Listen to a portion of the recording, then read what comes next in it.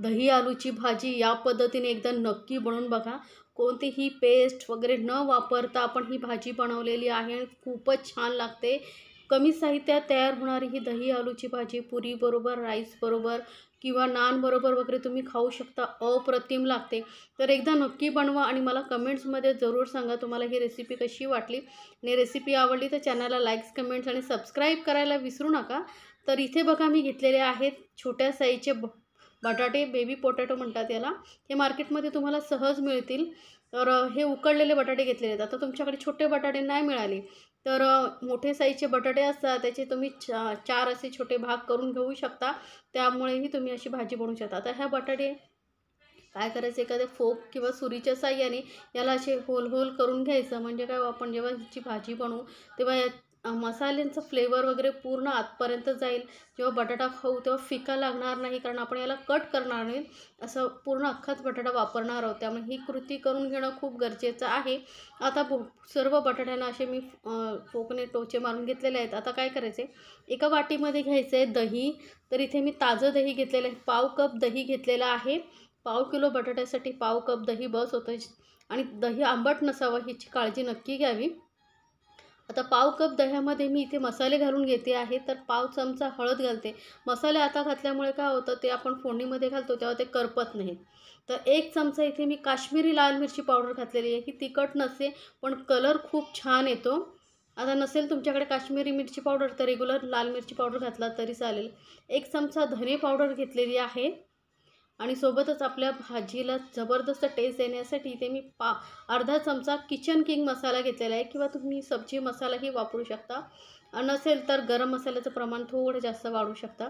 अर्धा चमचा इथे कसुरी मेथी घेतलेली आहे। कसुरी मेथी ना तव्यावरती थोडी गरम करून मिक्सरमध्ये अशी थोडीशी बारीक करून पावडरसारखं करून ठेवलेलं आहे, म्हणजे आपल्याला वापरायला सोपं पडतं। आता हे सर्व मसाले आपण छान असे मिक्स करून घेणार आहोत। अजून आपण गरम मसाला यामध्ये वापरलेला नाही आहे। गरम मसाल्याचा वापर आपण शेवटी करायचा असतो, म्हणजे त्याचा जो पूर्ण फ्लेवर आहे तो भाजीमध्ये शेवटपर्यंत राहतो।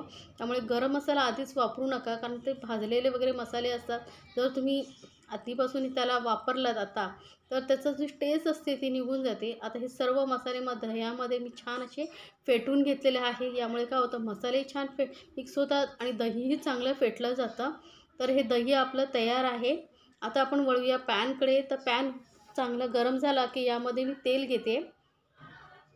साधारण पाव कपपेक्षाही कमी तेल घेतलेलं आहे आणि हे बटाटे आपण जे तयार करून ठेवले होते उकडलेले बटाटे ते यामध्ये घालून घ्यायचे आहेत। हे छोटे बटाट्यांची भाजी खूपच छान लागते। एक तर चवीला खूप छान असतात आणि लवकर सॉफ्टही होतात, लवकर शिजले जातात। तुम्ही कढईमध्ये किंवा कुकरमध्ये 1 शिटीमध्ये ही बटाटे छान शिजले जातात। पूर्ण एकदम आपल्याला खूप जास्त शिजवायचे नाहीत, हलकासे म्हणजे 80% पर्यंतच हे आपल्याला बटाटे शिजवायचे असतात। आणि हे आपण बाकीचे असे फ्राय केले ना की बटाटे फ्राय केलात ना की त्या भाजीची टेस्ट अजून वाढते, कारण मस्त असं एक फ्लेवर येतो त्या भाजीला, टेस्ट खूप छान लागते। थोडंसं कुरकुरीतपणा फ्राय केल्यामुळे येतो। तर बटाटे बघू शकता छान असे थोडा हलका हलका वरती कलर आलेला आहे, गोल्डन कलरसारखं। तो थोडासा अजून हलका वरती असं लालसर थोडासा हलका कलर येईपर्यंत आपण भाजून घेतलेले आहेत।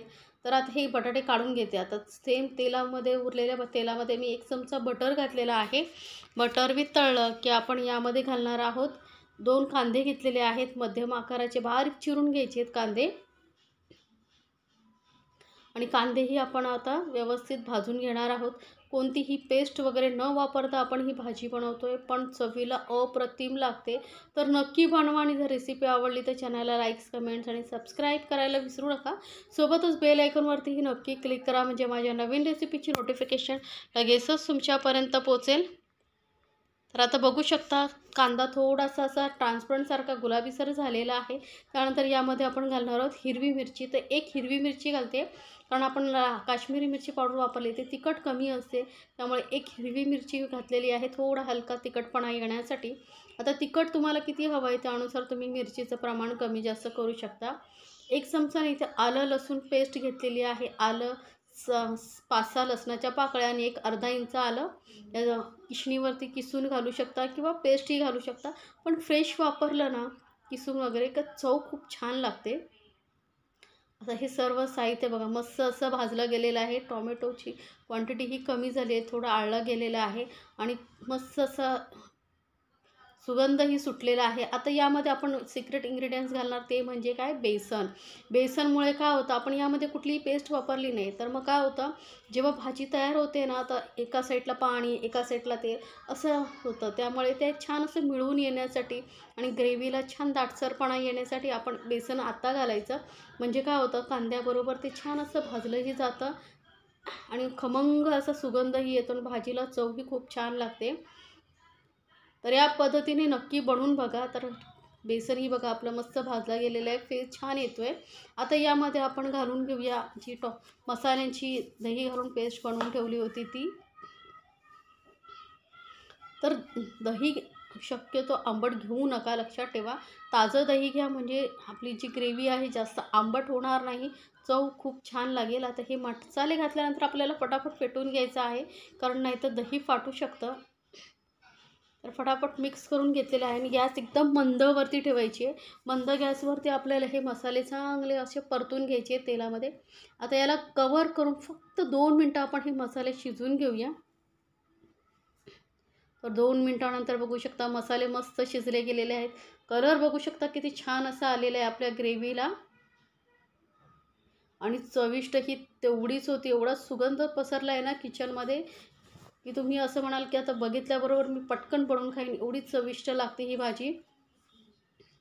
तर ग्रेव्ही छान अशी मिक्स करून झालेली आहे, शिजले गेलेली आहे. आता यामध्ये मी घालते बटाटे, जे आपण थोडे हलके फ्राय करून ठेवले होते ते. आता मी इथे डीप फ्राय करू शकता, शॅलो फ्राय करू शकता. बटाटे तुम्हाला जसं आवडतील तसे करू शकता. तर बटाटे घालून व्यवस्थित मिक्स करून घ्यायचं आहे. याआधीही माझ्या चॅनलवरती बऱ्याचशा ग्रेव्हीच्या रेसिपी आहेत. पनीर मसाला, शाही पनीर मसाला, आलू मटर, तर रेसिपीही तुम्ही पाहू शकता. आता यामध्ये चवीनुसार मीठ घालायचं आहे. बटाट्यांना आपण फोकने टोचे मारून घेतल्यामुळे काय होतं, मसाल्यांचा पूर्ण फ्लेवर आतपर्यंत जातो आणि जेव्हा बटाटा आपण खातो तेव्हा फिका लागत नाही. त्यामुळे ही कृती करणं खूप गरजेचं आहे. आता यामध्ये घालूया पाणी. तर थोडंसं कोमट पाणी मी घेतलेलं आहे. दह्याचे आपण जे मसाले मिक्स केले होते त्याच वाटीमध्ये मी पाणी घालून घेतलेलं आहे. आणि आता तुम्हाला ग्रेव्ही किती दाटसर हवी आहे, किती पातळ हवी आहे, त्यानुसार तुम्ही पाण्याचं प्रमाण कमी जास्त करू शकता. पण जास्त पातळ ही ग्रेव्ही चांगली लागत नाही, थोडी दाटसर ग्रेव्ही चांगली लागते. त्यामुळे मी अर्धा वाटीच पाणी घातलेलं आहे. वरून आता थोडीशी कोथिंबीर घालूया, कारण ही ग्रेव्ही आपल्याला जास्त वेळ शिजवायची नाही, फक्त 2 मिनटं वाफ देऊन घ्यायची आहे. आता यामध्ये घालूया गरम मसाला. कोथिंबीर आणि गरम मसाला घालून घेतल्यानंतर व्यवस्थित मिक्स करून घ्यायचं आहे. 1-2 मिनटामध्ये आपली मस्त अशी दाटसर ग्रेव्ही तयार होईल. तर जास्त प्रमाणात बनवत असाल तर सर्व साहित्यांचं प्रमाण तुम्ही डबल करू शकता. आता याला फक्त 2 मिनटं आपण शिजवून घेऊया, म्हणजे मसाल्यांचा फ्लेवर बटाट्यांमध्ये छानपैकी उतरेल. बघू शकता मस्त अशी आपला दही आलू तयार झालेला आहे. किती छान आणि चविष्ट आपलं हे दही आलू तयार झालेलं आहे. तर नक्की बनवा आणि मला कमेंट्समध्ये जरूर सांगा तुम्हाला ही रेसिपी कशी वाटली. आता गरमागरम आपण सर्व करणार आहोत पुरीबरोबर, राईसबरोबर किंवा नान, रोटी वगैरे तुम्हाला ज्याच्याबरोबर सर्व करायचं असेल तर करू शकता. पण एकदा नक्की बनवून एन्जॉय करा आपल्या फॅमिलीसोबत. घरच्या घरी साहित्यामध्ये तयार होणार आहे. आपण नेहमी बटाट्याची भाजी वगैरे बनवतो, पण तेच खाऊन जर बोर झाला असाल तर आणि झटपट तुम्हाला काही बनवायचं असेल तर ही रेसिपी नक्की बनवून बघा. खूपच छान लागते. ग्रेव्ही बघू शकता, जबरदस्त कलर आहे.